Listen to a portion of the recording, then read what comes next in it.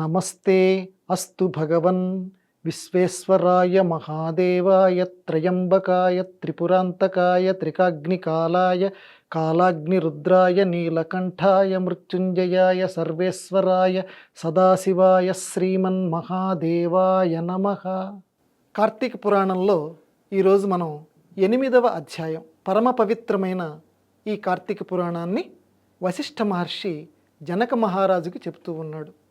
ఇందులో ఈ 8వ అధ్యాయంలో ప్రధానంగా దేవుడి యొక్క పేరు యొక్క గొప్పతనం, అంటే దైవనామ ప్రాముఖ్యత, తెలిసి ఉన్నా తెలియకున్నా దైవనామాన్ని గనక మనం జపిస్తే ఎంత గొప్ప ఫలితం మనకి లభిస్తుందో ఒక కథ ద్వారా మనకి ఆ వేదవ్యాసుడు మనకి తెలియచేశాడు ఈ 8వ అధ్యాయంలో.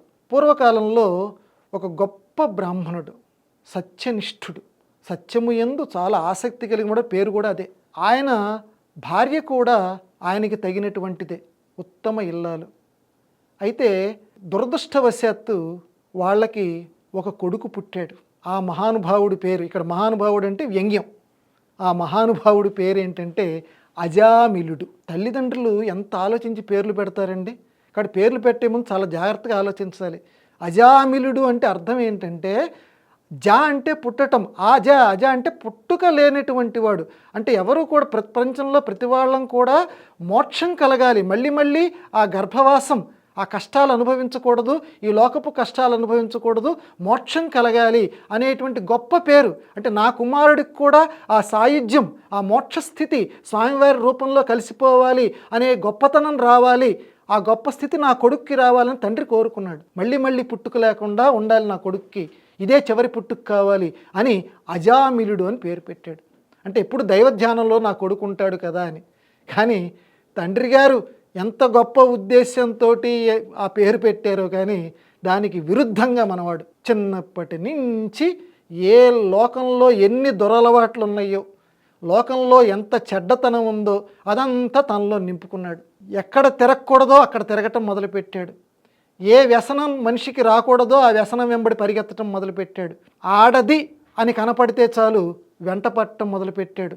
ఇట్లా నానా రకాలుగా భ్రష్టుడయ్యాడు. తల్లి తండ్రి పాపం ఎంతో చెప్పి చూశారు, చివరికి వాళ్ళు చనిపోయారు. వీడు ఇంకా విజృంభించేసాడు. ఒక దాసి ఉంటే ఆ దాసీ స్త్రీతోటి తిరగటం మొదలుపెట్టాడు. ఇదన లేదు అదన లేదు, తిరగటం మొదలుపెట్టి ఊళ్ళో వాళ్ళందరూ కొట్టివేసే పరిస్థితి వస్తే ఒక అరణ్యంలో ఆ స్త్రీమూర్తిని తీసుకొని వెళ్ళిపోయాడు. ఆ కళ్ళు తాగేటువంటి స్వభావం కలిగిందట అజామిలుడి యొక్క భార్య. ఎంత గొప్పవాడు, చివరికి ఏ స్థితికి వచ్చాడో చూడండి. వీడు కూడా కళ్ళు తాగటం మొదలుపెట్టాడు, మాంసం తినటం మొదలుపెట్టాడు. ఇక ఏవి చెడ్డ ఉన్నాయి అన్నీ వీడి దగ్గర ఉన్నాయి మొత్తం. అలాగా అజామిలుడి భార్య ఆ చెట్టు మీద నుంచి పొరపాటున అలా కిందికి దూకేసింది, చచ్చిపోయింది. భార్య అంటే చాలా వీడికి విపరీతమైనటువంటి ప్రేమ. కొద్ది కాలమే మళ్ళీ ఆవిడ ప్రేమ చూపించాడు, ఆవిడ్ని ఒక కొండ మీద నుంచి కిందికి విసిరేసాడు. ఎంత దుర్మార్గుడో చూడండి వాడు.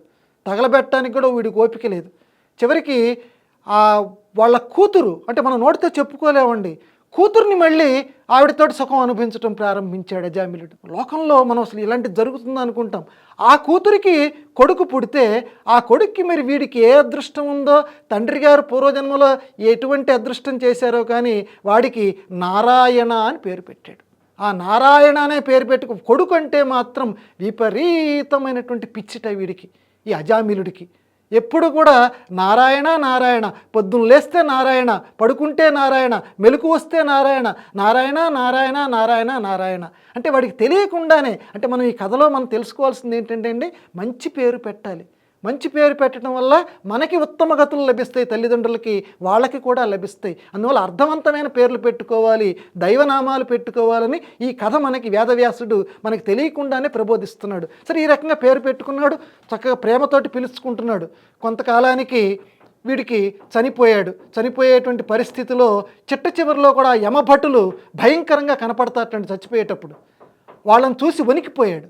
వణికిపోతూ నారాయణ నారాయణ అన్నట్ట. చనిపోయే ముందు ఏ పేరు తలుచుకుంటామో వాడే ఆ రకమైనటువంటి స్థితి మనకి లభిస్తుంది. నారాయణ అని పేరు తెలుసుకున్నాడు కాబట్టి వెంటనే విష్ణు భట్లు వచ్చి కూర్చున్నారు. మిగతా సమయాల్లో అయితే వచ్చేవారు కాదు, అంత దుర్మార్గుడి దగ్గరికి వచ్చేవాళ్ళు కాదు. యమభట్లు వాడిని తీసుకువెళ్ళి తగిన శుద్ధి చేసేటువంటి వాళ్ళు, వాడి చేసినటువంటి చండాల పనులకి తగిన శిక్ష విధించేటువంటి వారు. కానీ వీడు చాలా చనిపోయేటువంటి సమయంలో నారాయణ అని పిలిచేట.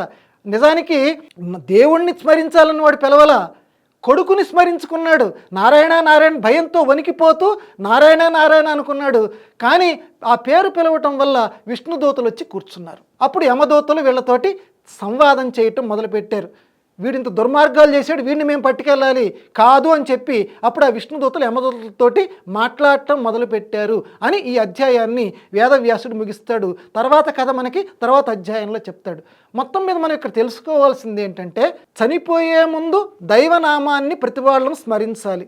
అది రావాలి అని అంటే ప్రతిరోజు కూడా ప్రతి నిమిషం కూడా దైవనామాన్ని మనం స్మరించుకుంటుంటే చనిపోయేటప్పుడు దైవనామాన్ని స్మరించేటువంటి అదృష్టం మనకి లభిస్తుంది. అందువల్ల ఎప్పుడు చనిపోతామో ఎవరికి తెలియదు, ఏ నిమిషం ఎలా ఉంటుందో ఎవరికి తెలియదు. కాబట్టి ఈ ప్రతి నిమిషం కూడా వీలున్నప్పుడల్లా నీ ఇష్టం వచ్చినటువంటి శివానో నారాయణనో ఏదో ఒక నామం తలుచుకుంటూ ఉంటుంటే చనిపోయే ముందు కూడా ఆ పేరే బయటకు వస్తుంది.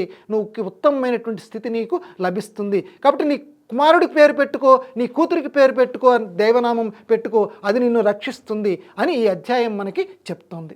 చంద్రాననార్థ దేహాయ చంద్రాంశుసితమూర్తయే చంద్రార్కానల నేత్రాయ చంద్రార్థార్ శిరసే నమః.